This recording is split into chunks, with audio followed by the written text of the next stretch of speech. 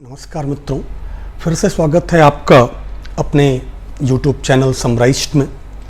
आज फिर बात करेंगे गलवान वैली में एक अनप्रेसिडेंटेड हमले में, अभूतपूर्व हमले में, ऐसा हमला जो 1967 के बाद नहीं देखा गया, में चीन की पीपल्स लिबरेशन आर्मी द्वारा हमारे 20 जवानों की बर्बर निर्ममतम तरीके से हत्या कर दिए जाने के बाद के जो आगे के हालात हैं उस पर, ये हालात यहाँ तक कैसे पहुँचे और क्यों पहुँचे वो मैं पहले बातें कर चुका हूँ, लगातार करता रहा हूँ, 2-3 वीडियोस उस पर मेरे हैं।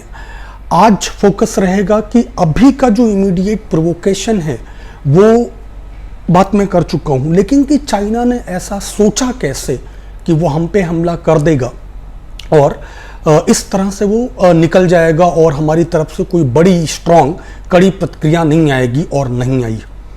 आप एक बात ध्यान दें कि मोदी जी के सरकार के डिप्लोमेसी की बहुत चर्चा होती है। इस हमले को बहुत तीसरा दिन हुआ हत्याओं की खबर को। Did you notice that not a single important country of the world condemned China unequivocally for the brutal killings? आपने क्या ये ध्यान दिया कि जिस अमेरिका को लगातार हम लोग अपना आजकल दोस्त बताते रहते हैं, उससे लेकर के क्या किसी ने अभी मतलब बहुत सारे संघीय आईटी सेल के फॉरवर्ड्स घूम रहे थे कि अमेरिका धमका रहा है कि तुमको हमसे लड़ना पड़ेगा, इजराइल बोल रहा है कि अगर चीन ने भारत की तरफ आंख भी उठाई तो हम आ जाएंगे, रूस बोल रहा है कि हम एकदम सामने खड़े हैं। Did one of the three, even a single one of the three condemn the attack, the killings? उन्हें छोड़िए, नेपाल आजकल हमसे नाराज है, वो हमारे इलाकों पे दावा कर रहा है, उसने भी नहीं किया, वो छोड़िए। क्या हमारा जो प्रोटेक्टेड अलाई है भूटान, क्या उसने भी चीन के इस हमले की, इस बर्बर हमले की, इस बर्बर कृत्य की निंदा की? नहीं की। तो ये मतलब दुनिया के 50, 55, 60, 80 मुझे याद नहीं कितने देश घूम आने के बाद, लगातार यात्रा मोड में रहने के बाद, लगातार फ्लाइट मोड में रहने के बाद, अगर आपके ऊपर इस तरह के एक हमले का, घृणित हमले का, मानवाधिकारों के बुनियादी सिद्धांतों के खिलाफ जाने वाला, वियना कन्वेंशंस के सिद्धांतों के खिलाफ जाने वाला, यूनाइटेड नेशंस की जो एंगेजमेंट की पॉलिसीज हैं उन सब के खिलाफ जाने वाले हमले की भी निंदा अगर आपका कोई भी एक देश दुनिया में नहीं कर रहा है, तो इसका मतलब क्या हुआ? What exactly this mean, what exactly this tell about your diplomacy?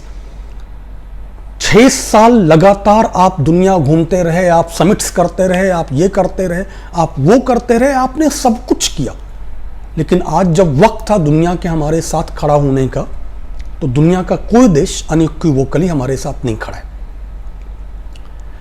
UNSC में आज हमने फिर से नॉन परमानेंट मेंबरशिप हासिल की है, उसको आप उपलब्धि नहीं बताइएगा। देखें, मतलब ये जो इंटरनेशनल डिप्लोमेसी है वो अपने एक अलग उस पर चलती है।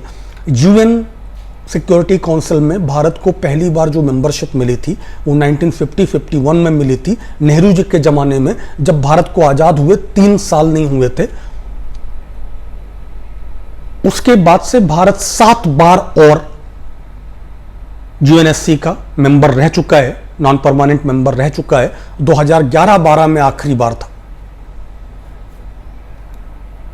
तो ये जो यूएनएससी की मेंबरशिप है उसको नहीं बताइएगा, ये बताइए कि क्या भारत, मतलब दुनिया भर में किसी देश ने चाइना की इस हमले को लेकर निंदा की?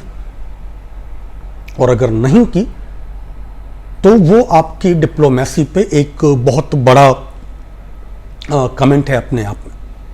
दूसरी बात कि भारत के, मतलब बाहर के देशों की बात छोड़ दीजिए, क्या प्रधानमंत्री मोदी जी, जिन्होंने 36 घंटे लगाए श्रद्धांजलि देने में, उन्होंने भी अपने बयान में चीन का नाम लेने तक की हिम्मत दिखाई? आप बयान पढ़िएगा। आप राजनाथ सिंह जी का, जो हमारे रक्षा मंत्री हैं, विपक्ष में रहते हुए कड़ी निंदा के लिए जाने जाते रहे थे, क्या उन्होंने चीन का नाम लेने की हिम्मत दिखाई? और अगर ये हिम्मत नहीं दिखा रहे हैं तो दुनिया का बाहर का कोई देश आपके साथ वो क्यों खड़ा होगा? आखिर उसको क्या पड़ी हुई है कि वो भी आपके साथ खड़ा हो, जब आप अपने आप ही कुछ नहीं कर सकते हैं? तो अब यहां के बाद एक और सवाल कि चीन ने यह हमला करने का दुस्साहस क्यों किया और उसको कैसे पता था कि दुनिया में उस तरह का कोई उफान नहीं होगा, कोई तूफान नहीं फैलेगा, कुछ नहीं होगा। इसके पीछे इस सरकार की जो चीन के तुष्टीकरण की डिप्लोमेटिक पॉलिसी रही है, केवल उसका हाथ नहीं। इसके पीछे एक और बहुत, मोदी जी अपने प्रधानमंत्रित्व काल में 18 बार जिनपिंग से मिले हैं, 18 बार, 18 टाइम्स। भारत का कोई राष्ट्राध्यक्ष नहीं, दुनिया का कोई राष्ट्राध्यक्ष किसी और राष्ट्राध्यक्ष से इतनी बार नहीं मिलता। 6 साल में 18 बार, मतलब 1 साल में 3 बार, जिसमें 2 तो समिट्स ऐसी हैं जिसमें साबरमती में बुला के झूला झुलाया है, और मामल्लपुरम में वो मंदिर वाला जो पूरा मुखौटे पहना के बैठाए थे। तो अगर 18 बार की आपकी डिप्लोमेटिक एंगेजमेंट और 5 बार की आपकी चीन यात्रा, जिनपिंग को 2 बार आपके भारत बुलाने के बाद का परिणाम ये है, तो क्यों है? बहुत सारे बहिष्कार की बातें चल रही हैं। कल जियामी का जो फोन आया वो मतलब लाखों बिक गया भारत में, मैं उस पर कोई बात ही नहीं करूंगा। उससे ज्यादा जो जरूरी बात है अभी और जो की जानी चाहिए, बहुत ही जरूरी, वो ये कि उसी दिन दिल्ली में एक रोड शॉर्टकट का मतलब जो ठेका मिलता है वो चीन की कंपनी को मिलता है। अभी लोग बात कर रहे हैं कि जो कॉस्मेटिक मेजर हैं कि बीएसएनएल में मतलब अभी कोई मतलब 5G और में 4G में कोई भी चाइनीज मटेरियल इस्तेमाल नहीं होगा। लेकिन ये बात आपको कल तक नहीं पता थी, आज पता चली। खैर, सवाल ये कि हम यहां तक पहुंचे कैसे, और इसको देखने के लिए मैं नेपाल वगैरह पे आपसे काफ़ी बातें कर चुका हूं। अब जरा ध्यान देते हैं कि हमने बीते 6 साल में डिप्लोमेसी में अपने साउथ एशिया में किया क्या है। चाइना को अपीच किया है, एक ये बहुत सिंपल बात है। मोदी जी मुख्यमंत्री रहते हुए भी 4 बार चीन जा चुके थे, तब का कारण समझ में आता है। बाकी दुनिया घुसने नहीं देती थी, जिनको आज वो दोस्त बताते हैं, लेकिन वो 4 बार तब भी चीन जा चुके थे, 5 बार बतौर प्रधानमंत्री। लेकिन इस बीच और भी बहुत सारी चीजें ऐसी हुई, जैसे आप अगर याद करें कि मोदी जी मंगोलिया गए थे। मंगोलिया में वो उनकी तीर उर चलाते हुए खच्चर के साथ, बड़ी अच्छी तस्वीरें हैं। और वहां पे उन्होंने वादा किया कि वो मंगोलिया को $1 बिलियन की सीधी क्रेडिट लाइन देंगे। अब क्रेडिट लाइन मैंने आपको समझा चुका हूं, आत्मनिर्भर पैकेज और इन सब में क्रेडिट लाइन का मतलब रियल कर्ज नहीं होता। क्रेडिट लाइन का मतलब जब आप मांगेंगे तो हम देंगे। मंगोलिया एक ऐसा लैंडलॉक्ड कंट्री है जो रूस और चीन के बीच में है, और अपनी इस स्थिति का फायदा उठाते रहते हैं। वो कभी रूस के साथ चला जाता है तब चीन से वो सहूलियत लेता है, कभी वो चीन के साथ चला जाता है तब वो रूस से सहूलियत लेता है। इस बार उसको लेकिन लगा कि अभी तो भारत भी आ गया है, तो उसने दलाई लामा को आमंत्रित कर लिया। चीन ने कर दी नाकाबंदी। मंगोलिया ने भारत से मदद मांगी, मोदी जी का वादा याद दिलाया, $1 बिलियन सीधी क्रेडिट लाइन। भारत ने एक चटाक पैसा नहीं दिया, मतलब चवन्नी नहीं दी। मंगोलिया को चीन से माफी मांगनी पड़ी। दर्ज कीजिए, मंगोलिया को चीन से माफी मांगनी पड़ी। उसके बाद भारत पे, आज के भारत पे कौन यकीन करेगा? आगे बढ़िए, नेपाल की नाकाबंदी याद करिए। एक बेहद खराब निर्णय, एक बेहद घटिया निर्णय। क्यों और कैसे लिया मुझे नहीं समझ में आता है कि यह निर्णय कोई कैसे ले सकता है, जिसके बाद नेपाल नाराज हुआ और तुरंत चीन ने फायदा उठाया। 2017 आते आते नेपाल में जो चीन का निवेश है, नेपाल में जो चीन का निवेश है वो नेपाल में कुल निवेश का 66% हो गया था बाई 2017 इटसेल्फ। और जब हमारे नेताजी पशुपतिनाथ मंदिर में जाके पूजा वूजा कर रहे थे, उसके बाद के सारे बवाल हैं। तब चीन क्या कर रहा था? तब चीन वहां पे रोड और रेलवे लिंक बना रहा था। आपको याद करना चाहिए कि ममल्लपुरम की यात्रा के बाद सीधे ममल्लपुरम या पिछली, हाँ, ममल्लपुरम की यात्रा के बाद, मतलब जब वो पूरा मुखौटा वगैरह उन्होंने देख लिया सारा, तो उसके बाद वो सीधे चले गए नेपाल गए जिनपिंग, और नेपाल में उन्होंने रेलवे लिंक के लिए $65 बिलियन का क्रेडिट लाइन नहीं दिया, सॉफ्ट लोन दिया, स्ट्रेट मदद दी। नेपाल किस पे यकीन करेगा फिर? तो इस तरह से इसको मतलब डिप्लोमेटिक लैंग्वेज में कहते हैं इंसर्कलमेंट, कि जिन देशों से आपके ना सीधे झगड़े हैं और जिन देशों से आपको कोई नुकसान नहीं है। पाकिस्तान ऑल वेदर एलाई है चाइना का, नेपाल को वो लगातार जीत रहा है धीरे धीरे। नेपाल ने चीन के साथ सैन्य अभ्यास किया पहली बार इतिहास में, और यह भी इसी सरकार के तहत हुआ। तो चीन को जो मैसेज डिलीवर करना था वो चीन ने मैसेज बड़े अच्छे से डिलीवर कर दिया कि भारत इंसर्कल्ड हो रहा था। उसके बाद भारत को उसने आर्म ट्विस्ट किया। मई 2018 में जब भारत में जो तिब्बत की निर्वासित सरकार के लिए कार्यक्रम होने थे, 50 साल पूरे हो रहे थे और उसके लिए बड़े कार्यक्रम किए गए थे जिनमें दलाई लामा को भी रहना था, उन कार्यक्रमों की अनुमति भारत सरकार ने, कहिए कि मोदी सरकार ने चीन के दबाव में अंतिम समय में निरस्त की। मई 6, 2018 की बात है, ये अगर मुझे ठीक ठीक याद है, लेकिन मई 2018। तो 2017 तक तो ऐसे ही सर्कल आप कर रहे हैं और उसके बाद 2018 तक स्थिति ये हो जा रही। तो एक तरफ आप चाइना को अपीच कर रहे हैं, ब्रह्मा चेलानी का जापान टाइम्स में बहुत शानदार आर्टिकल है, देखिएगा। दूसरी तरफ आप ये कर रहे हैं कि आप अपने जो दोस्त हैं, आपका जो अपना सब कॉन्टिनेंट है, उसमें अपने दोस्तों को परेशान कर रहे हैं और अपने दोस्तों से आप संबंध खराब कर रहे हैं। तीसरा, आप चीन का तुष्टीकरण भी कर रहे हैं। चौथा, आप चीन की गीदड़ भपकियों पे दलाई लामा के कार्यक्रम भी निरस्त कर दे रहे हैं। मतलब आप दिखा रहे हैं कि आप डर रहे हैं। डर अब चीन को नहीं है, डर दरअसल आपको है। और यह बात कहने के बाद फिर बहुत कुछ साफ हो जाता है।